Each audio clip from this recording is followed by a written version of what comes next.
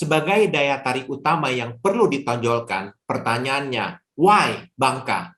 Mungkin Bu Yuna bisa ungkapkan beberapa quotes tentang Bangka. Silakan Bu Yuna. Bangka pulaunya oke banget. Hamparan pasir putihnya, pantainya itu sangat bagus.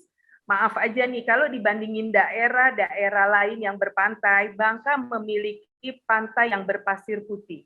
Pada saat musim panas atau kemarau, kalau kita jalan di pantai, kita bisa jalan seperti di atas tepung sagu. Akan bunyi greget, greget, greget gitu. Saking bagusnya dan indahnya tuh pantai berwarna putih. Dan kita juga dikelilingi oleh batu-batu besar granit. Jadi kalau di pantai termasuk Bangka dan Belitung, terutama di Bangka juga, itu semua batu-batu besar granit. Seperti serangkaian puisi yang ditata dengan indah. Mari kita memulai perjalanan untuk menciptakan momen yang takkan pernah terlupakan.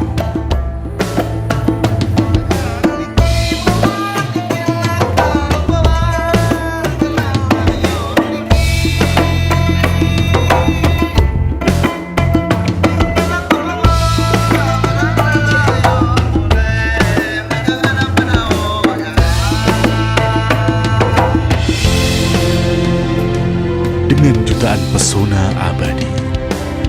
Dan ini bukan sekedar mimpi yang menjadi nyata, namun keindahan ini adalah kisah nyata yang tidak akan terlewatkan.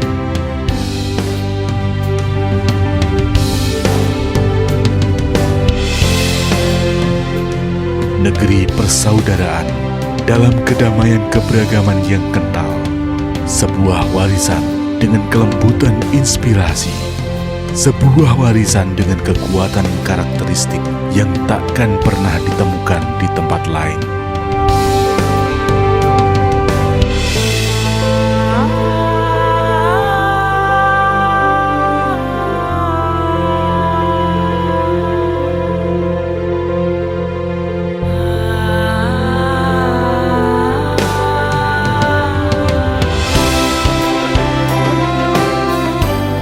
Aroma cita rasa sejati dari warisan Nusantara yang akan meninggalkan sebuah kerinduan ketika terasa di lidah para pemburu nikmat sejati.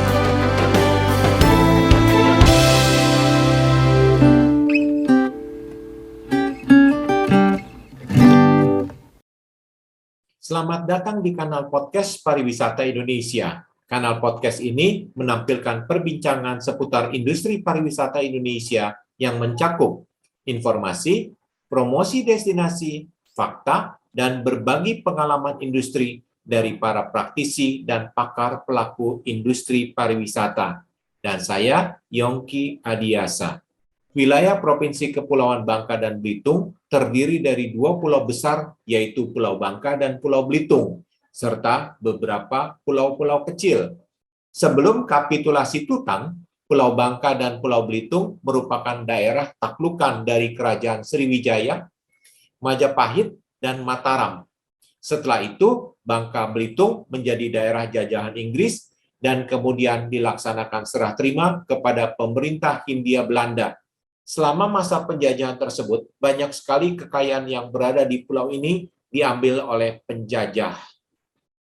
Kali ini, Iin Toa akan berbincang-bincang seputar kepariwisataan Pulau Bangka bersama seorang pelaku pariwisata, yaitu Ibu Yuna Ekowati, Managing Director Bella Wisata Tours and Travel, dan juga pemilik restoran Kembang Katis, yang merupakan salah satu restoran elit di Sungai Liat yang bernuansa kultural. Selamat pagi, Bu Yuna, apa kabar? Pada kesempatan ini, izinkan saya menyapa Ibu Yuna Ekowati sebagai Bu Yuna. Selamat pagi pemirsa YouTube Iin Toa dan pendengar podcast Pariwisata Indonesia. Selamat pagi, salam sehat, salam semangat. Selamat pagi Bu Yuna. Bagi sebagian orang, hanya mengetahui Pulau Bangka sebagai salah satu pusat kuliner yang terkenal dengan martabak, mie, dan kerupuk Bangka, serta penghasil sahang atau lada. Bisa tolong Bu Yuna jelaskan mengenai Pulau Bangka. Silakan Bu Yuna. Pulau Bangka itu sendiri sangat unik ya, jadi dijelaskannya banyak banget.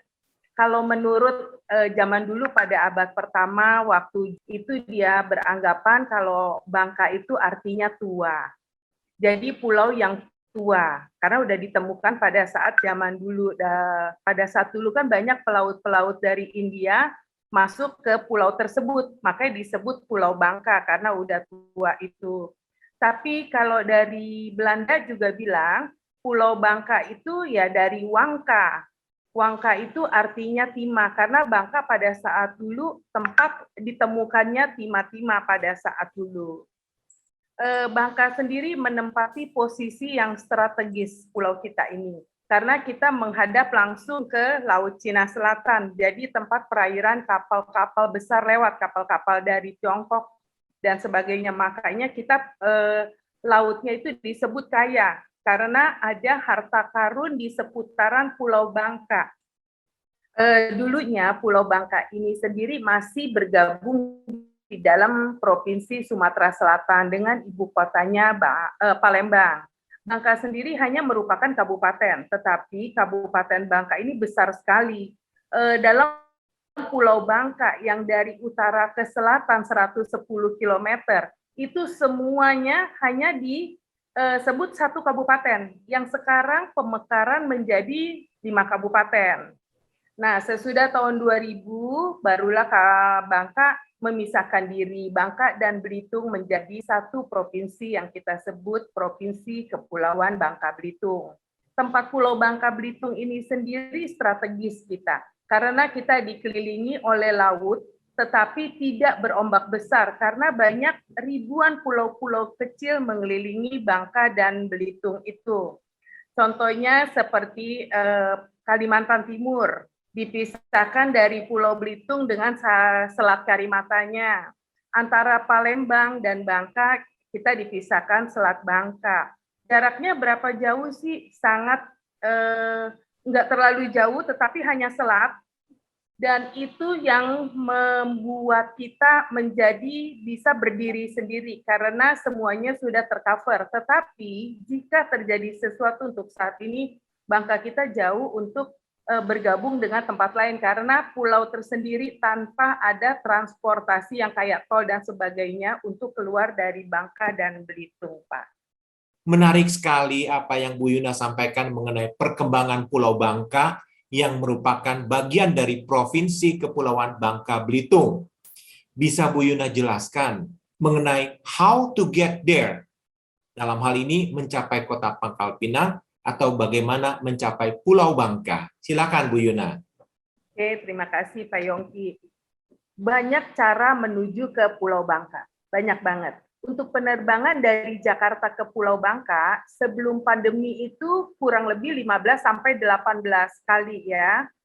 Pas kita pandemi sendiri cuma 3 kali, tetapi udah di bulan ini, maksud saya di bulan November, itu penerbangan kita udah menjurus ke normal lagi, 11, 12 naik. Dan kemarin terakhir 15 dengan 1 kargo. Jadi ada 16 penerbangan, itu untuk menuju ke Pulau Bangka. Dari Belitung sendiri, sekarang kita masih ada 2 penerbangan, yang dulunya 3 penerbangan. Terus dari Batam, kita juga ada penerbangan untuk masuk ke Bangka, 2 kali penerbangan. Sekarang sementara masih 1 kali, dan ini baru dibuka minggu lalu.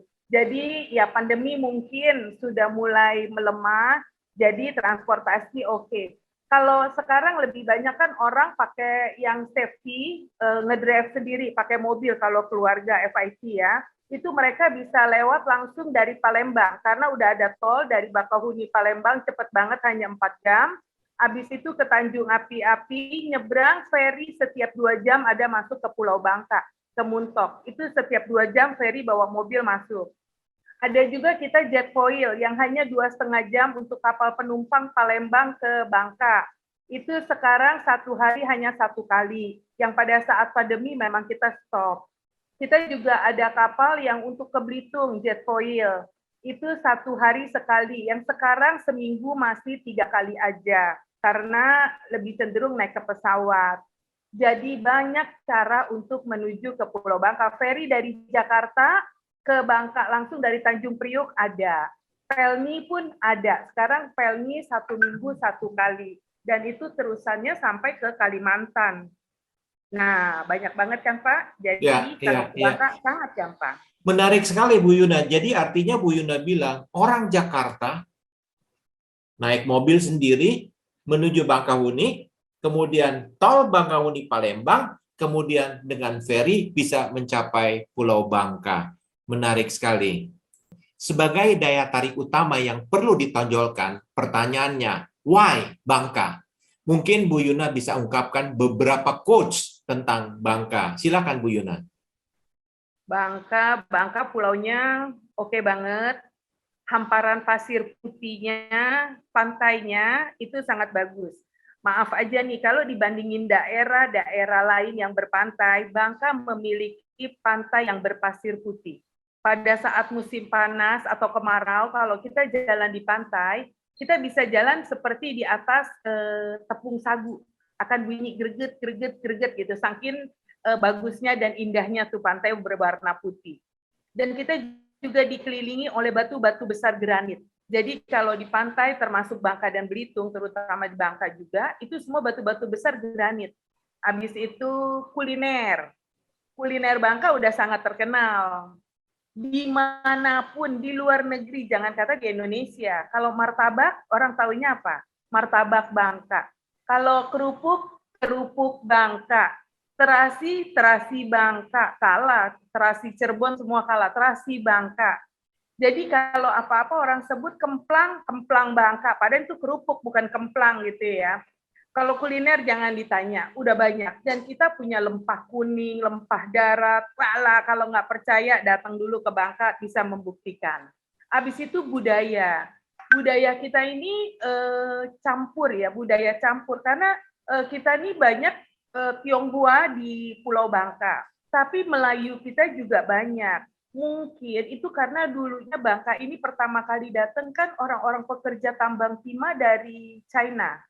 Jadi lelaki-lelaki yang datang terus menikah dengan orang pribumi Melayunya Pulau Bangka. Jadi mayoritas kalau kita lihat-lihat foto zaman dulu, yang ada itu foto kakek-kakek selalu pakai gaya Cheongsam, gaya China, dan si perempuan itu pasti pakai kain.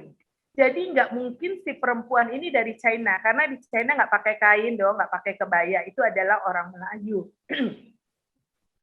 Karena asimilasi culture yang bagus, makanya kita di Bangka kecil sekali perbedaan antara Tionghoa dan Melayu. Kita ini semua rukun dan bareng. Kita bisa lihat pada saat Imlek.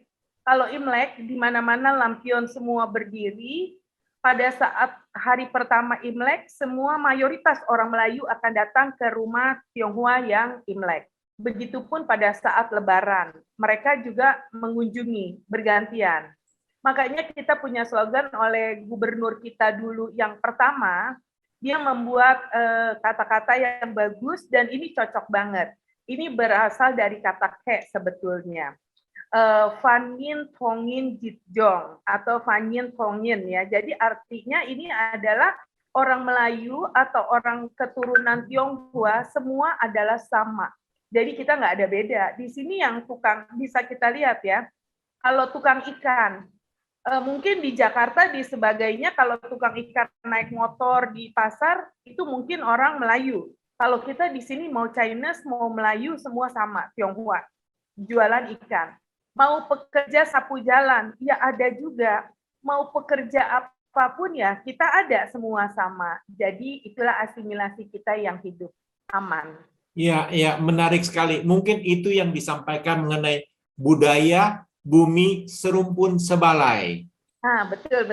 Bumi serumpun sebalai. Bagus, menarik sekali.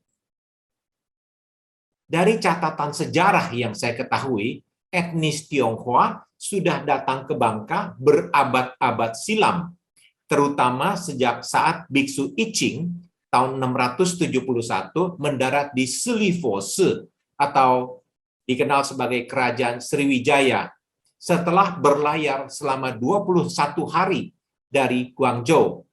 Kemudian tahun 687, beliau menetap dan mempelajari ajaran Buddha di Kerajaan Sriwijaya sebelum melanjutkan pencaharian ilmu ajaran Sang Buddha ke India. Mari kita lanjutkan diskusi kita mengenai destinasi wisata di Pulau Bangka. Bisa Bu Yuna tolong visualisasikan paket wisata yang menarik, katakanlah 4 hari 3 malam berwisata di Pulau Bangka. Silakan Bu Yuna.